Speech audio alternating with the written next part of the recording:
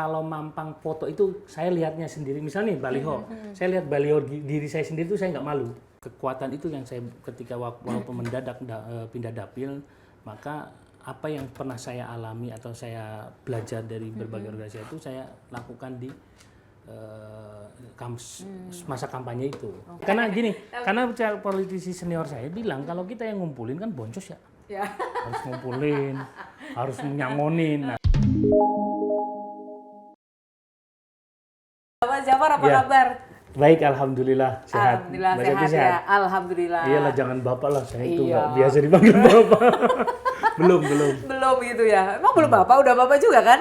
Udah sih, tapi kayaknya masih terlalu tua kalau dipanggil bapak. Jadi memang kayak panggilnya enaknya Mas Jafar aja. Mas Jafar ini tokoh muda kita hari ini ya dari DPRD Provinsi Jawa Tengah gitu. Yang di usia yang masih relatif muda. Kalau di politik tuh umur 30-an itu tuh masih sangat muda loh. Jadi boleh cerita-cerita dulu gitu ya. Awalnya gitu sampai kemudian berada di posisi yang sekarang ini. Ya, saya tuh kan dulu pas kuliah itu kan aktivis ya sampai sekarang alhamdulillah masih aktivis.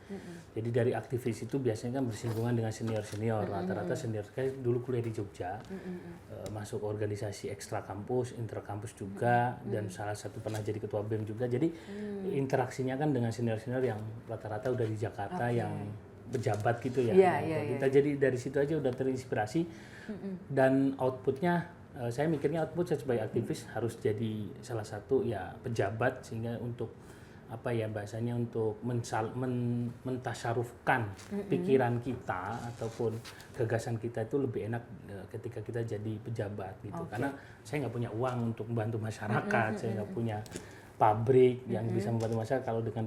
Kalau pejabat kan kebijakan ya.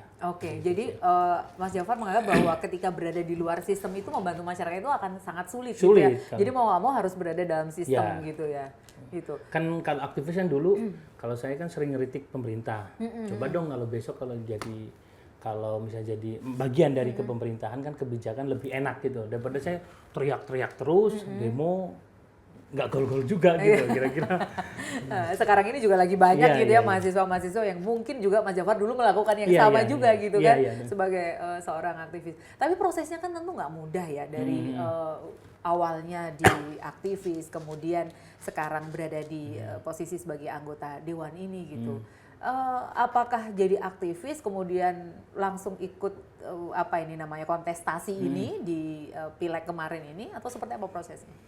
Tentu ya tetap ada proses. Saya belajar juga karena dulu ketika selesai saya kuliah, kemudian saya S2, saya pernah juga ikut Anies Baswedan, program Indonesia Mengajar itu saya pernah dikirim di Sumatera 1 tahun. Habis itu saya ikut di P3. Saya potong. Itu berarti setelah lulus S1 ikut Indonesia Mengajar dulu? Iya, di tengah-tengah proses S2.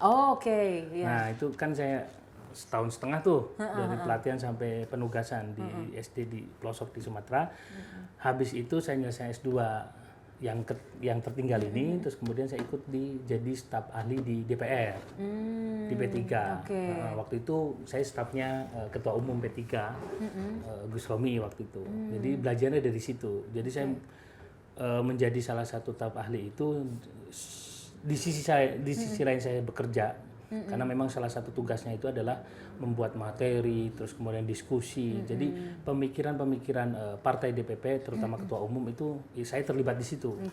Jadi mengelola bagaimana ketika mau seminar, bagaimana ketika nanti berhadapan dengan kolega, baik itu kolega mitra di DPR maupun di luar negeri, itu kita terlibat tuh.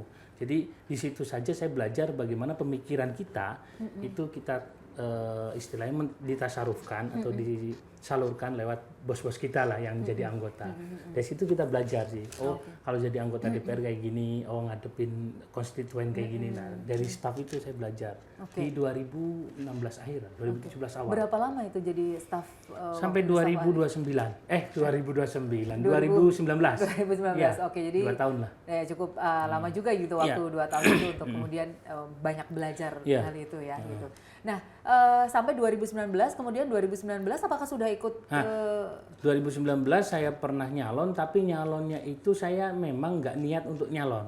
Karena waktu itu saya terlibat atau dari salah satu pengurus pusat di P3, jadi diharuskan nyalon. Nah, saya belajar di 2019 itu belajar bagaimana kalau mampang foto itu saya lihatnya sendiri. Misalnya nih baliho, saya lihat baliho diri saya sendiri itu saya nggak malu. Kira-kira gitu. Jadi memang hanya untuk belajar calon genep lah, karena kan harus 8 calon partai kan harus memenuhi. Nah, saya nomor 8. Dan saya memang nggak serius. Gitu. Jadi nyalon waktu itu sama bos saya, Gus Romi itu bilang gini, sing penting kowe nek delok fotomu dhewe ra isin. Kira-kira kayak gitu.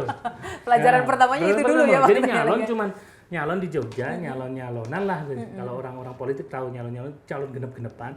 Tapi belajar lihat foto kita sendiri nggak malu. Yang kedua, membagikan stiker terus ngajak milih kita tanpa ada embel-embel apa-apa gimana rasa. Kan kita nggak pernah nih melakukan hal itu kampanye. Jadi melatih mental dulu lah. Yang betul-betul pure untuk melatih mental sebagai caleg, kira-kira gitu. Sama sekali nggak serius. Di 2019 itu memang belum. Dan nyalonnya RI lagi. Iya, langsung RI. Jadi saya umur 29 kan. Masih muda banget. Iya. Disuruh nyalon RI, gimana itu ceritanya? Tapi saya melakukan itu. Saya pasang 300 baliho kecil-kecil yang ukuran 2,5, 2x3, yang billboard saya pasang sengaja.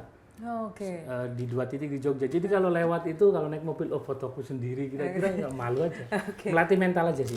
Di 2019 masih coba-coba aja, masih mengikuti ya inilah ya tadi tes mental dulu gitu ya. Nah, apa kemudian titik poinnya yang membuat Mas Jafar di 2024 kemarin gitu ya, memulai lagi dan benar-benar serius gitu untuk menjadi wakil rakyat? Pertama, saya kan aktif di berbagai banyak organisasi sepanjang 2019 sampai 2024. Apa aja tuh? Saya di satu sisi partai, saya juga di Jakarta itu jadi wakil ketua PWNU, wilayah Nahdlatul Ulama. Kemudian saya juga pengurus MUI Pusat.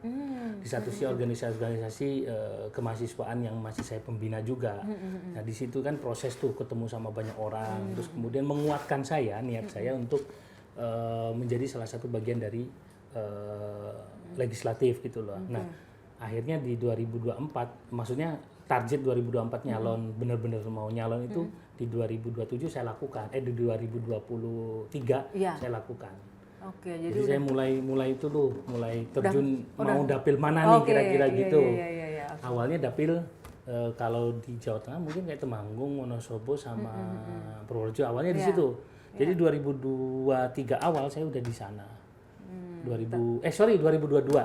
Jadi 3 tahun sebelum 2 tahun apa 3 setelah COVID mulai mereda, saya mulai gerak di dapil Wonosobo, Temanggung sama Purworejo, awalnya di situ. Kemudian nah, ternyata ketika di tengah jalan, ketika proses pendaftaran caleg itu ada 3 tahap tuh.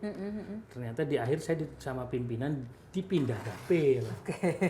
Jadi udah menitinya di sini, tapi digeser ke sini. Setahun gitu ya? Lebih saya di situ, di Wonosobo, Temanggung sama Purworejo, Magelang itu kan, itu hampir setahun lebih malah, pokoknya hampir setahun setengah. Nah, ketika di 2023 pertengahan, habis Lebaran, tiba-tiba dipindah di dapil yang namanya Banjarnegara.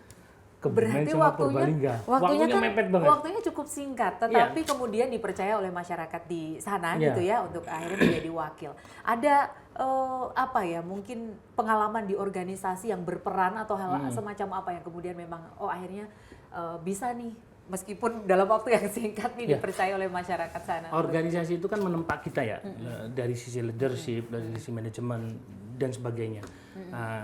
Kekuatan itu yang saya ketika walaupun mendadak pindah dapil, maka apa yang pernah saya alami atau saya belajar dari berbagai organisasi itu saya lakukan di masa kampanye itu. Saya bentuk tim-tim kecil yang banyak. Saya sowan ke kades-kades, saya sowan ke kiai-kiai, sowan itu minimal 3 kali kayaknya.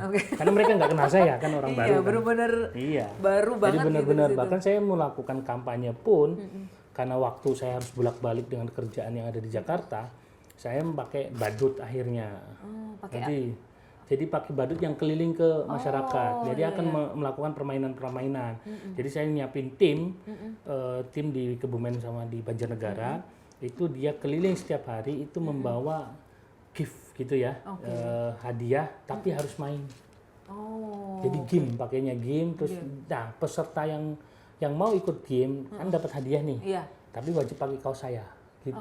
Oke, jadi strategi kampanyenya unik ya, karena biasa kalau orang-orang muda tuh strateginya memang strategi yang unik-unik gitu ya. Iya, karena gini, karena politisi senior saya bilang kalau kita yang ngumpulin kan boncos ya. Ya. Harus ngumpulin, harus nyangonin. Nah, saya pikir bagaimana kita melakukan satu kegiatan tapi masyarakat yang akhirnya kumpul sendiri tanpa kita undang. Iya. Jadi saya musikan di situ sambil bawa badut sama tim, terus kemudian ini loh ada perlombaan, silakan. Akhirnya mereka datang sendiri dong tanpa kita kumpulin. Kan lagi bayangkan gurunya saja, guru Madin itu baru kemarin dapat tunjangan dari provinsi. Itu pun 100.000 per bulan.